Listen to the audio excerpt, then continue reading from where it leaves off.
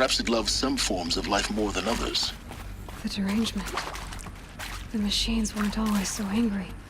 True. Mostly they were docile until 10, 15 years ago. For years, Hephaestus has been forcing cauldrons to make aggressive machines. I've seen it myself, in the cauldrons. Stalkers, Ravagers, the Thunderjaw. How could it do that? And why? Why indeed?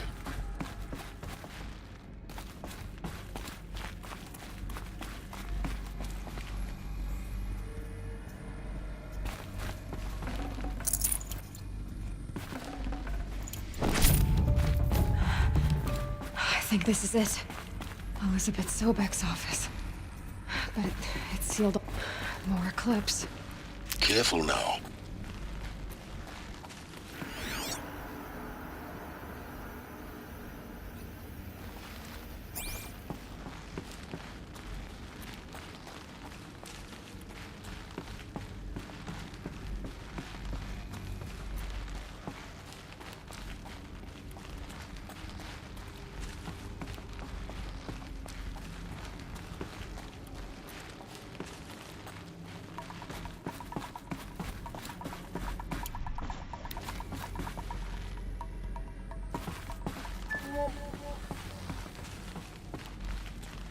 Welcome to Apollo, the collective memory of the human species and the wellspring of knowledge for future generations.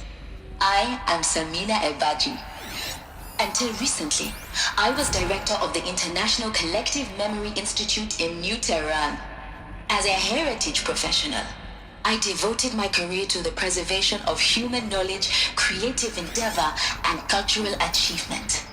Apollo is, therefore, the ultimate embodiment of a lifelong passion, albeit under the very worst circumstances imaginable.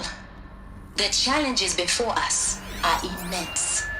Specifically, we will have to design and implement 4 major initiatives simultaneously. First, the construction of data repositories in cradle facilities around the world ensuring redundancy. Second, the collection and processing of a projected 180 million discrete data entries.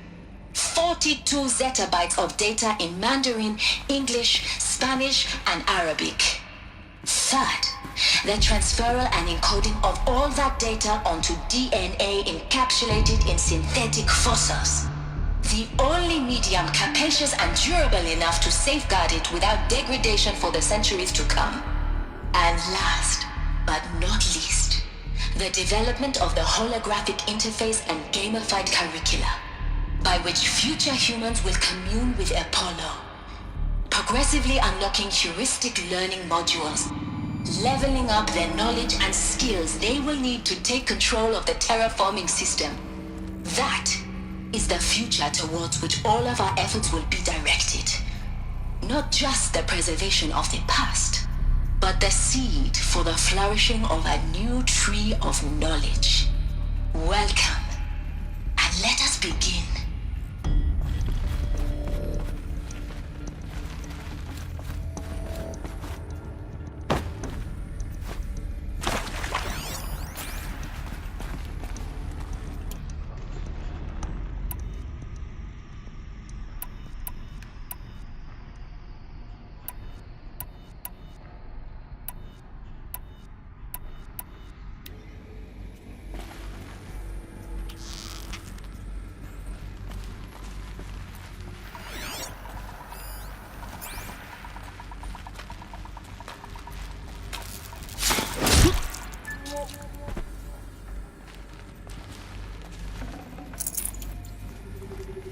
Get it while I can.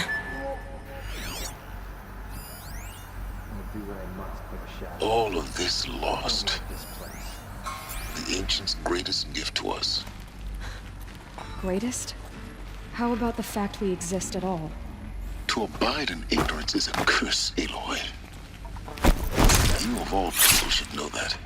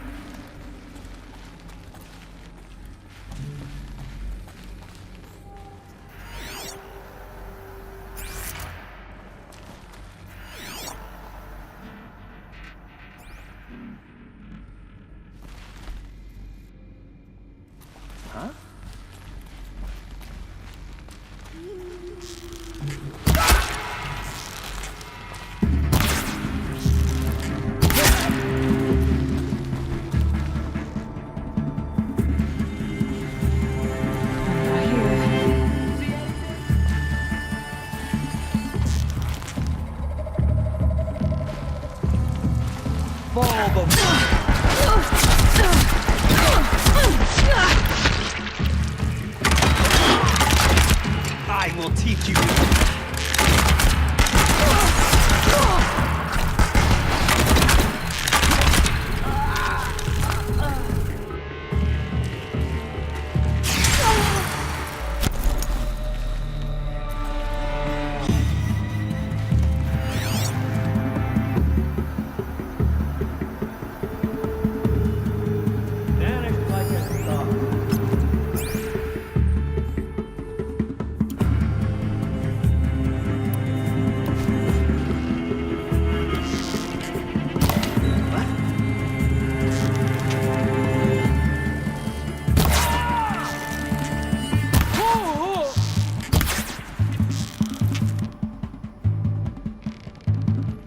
Where'd you go?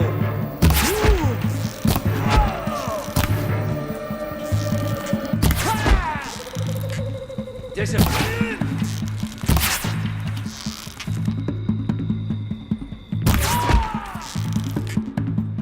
That's the last of them. Alone once more. In what should have been a cave of wonders.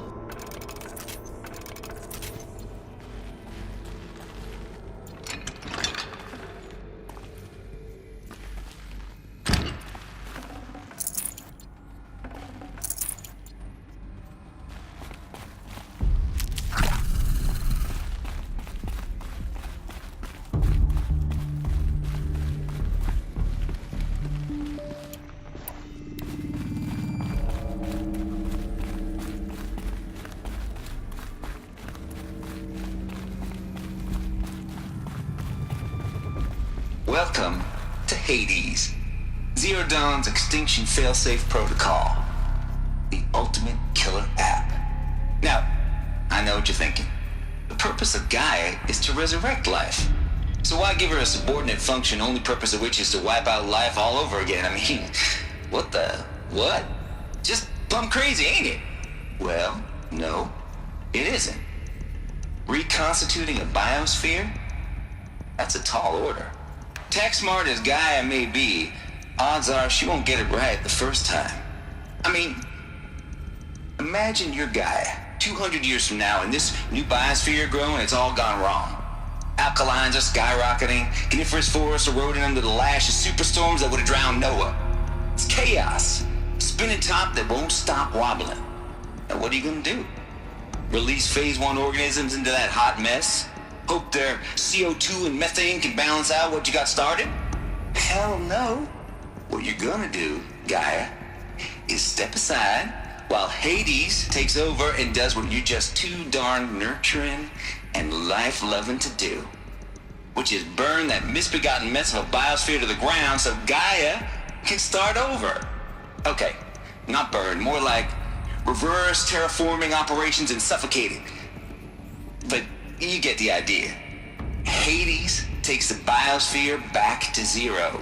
Square one, blank slate. And then, only then, does it hand the steering wheel back to Gaia and say, try again, old girl. And better this time, or we'll have to do this again.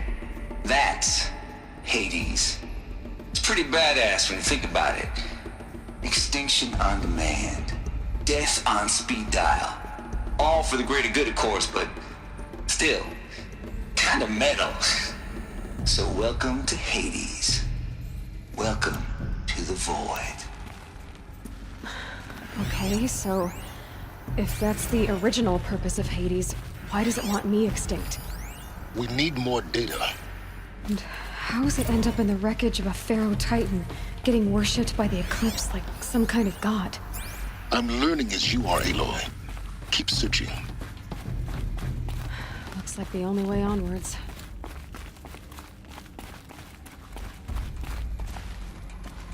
Welcome to Eleuthia, the crown and king of Gaia's subordinate functions. For it is by Eleuthia that the human race will continue to exist. I am Patrick Brochard-Klein, the Alpha in charge of this program.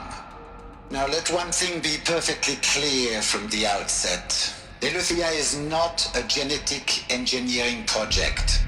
Our goal is to preserve the human genome, not alter it. A snapshot of human genetic diversity, literally frozen in time. The genetic quintessence of our species, unmodified. Under my watch, our activities and initiatives will comply with the 2034 clone provisions and the 2048 Rally Accords. Now that may seem a quaint, even trivial concern to you in light of present circumstances, but as one of the authors of the Accords, it is far from trivial to me.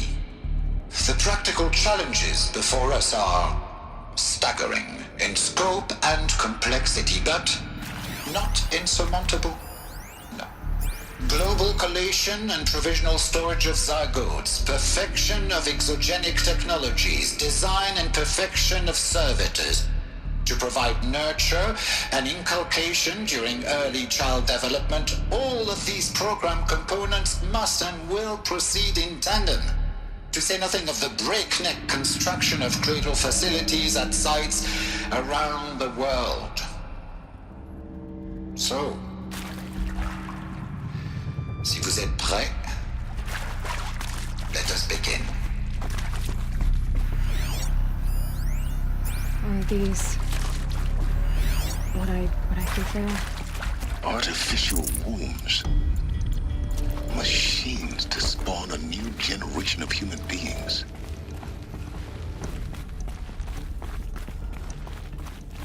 Cradle facilities. Elizabeth said a new generation of humans would be spawned inside such vessels. She did. All Mother Mountain. It was one of them? There's only one way to be sure. The hatch wouldn't open. Something about a corrupted Alpha registry. I need to search Elizabeth's office.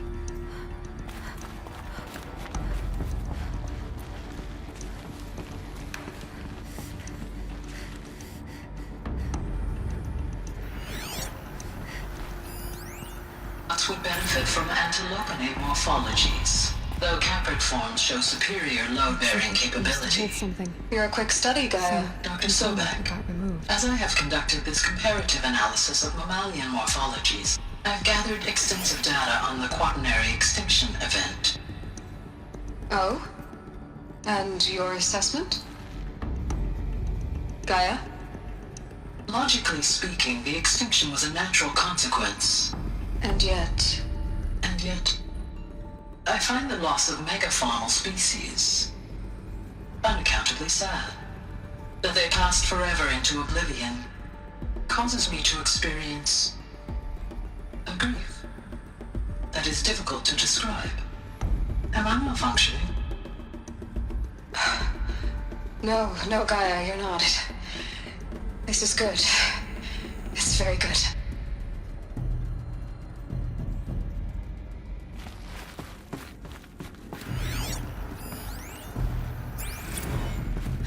You will undergo a brief period of unconsciousness during relocation to Prime and final instatement. Elizabeth, may I speak outside protocol? When you're back up and running at the new site, we'll bring the subordinate functions online and see where we stand. Elizabeth, I detect distress. Are you all right? I'm fine. I realize that circumstances compel us to launch earlier than we hoped, but all subsystems are operational. The odds stand in our favor. But what if... Gaia, there's nothing left out there. You can't even survive unless you're wearing an environmental suit. There are billions dead, in fear and agony. What if it was all for nothing? Elizabeth, extinction was inevitable. Thanks to you, life will have a future. You really believe that? I believe in you, Elizabeth. In you, all things.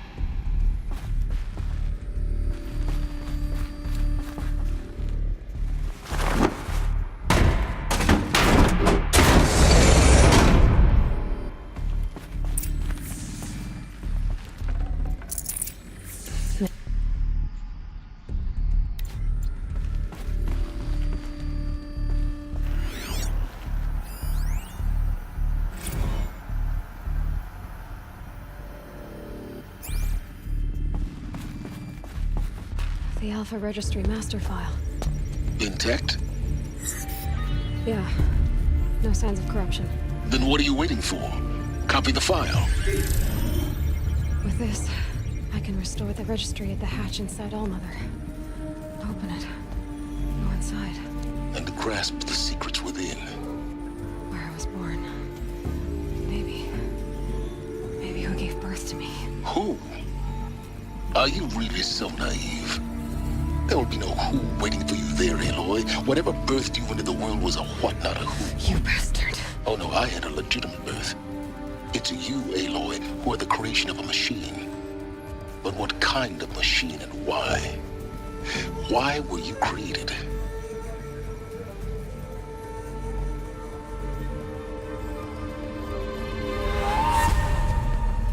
Eclipse. You need to get out of there. What you found is too valuable. You're too valuable.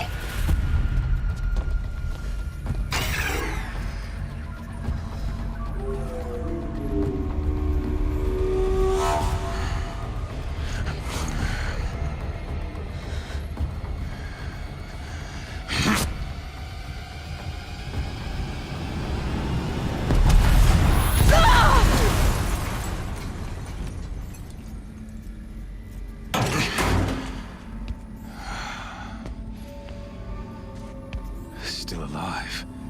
Good. I have a more suitable death in mind for you, child.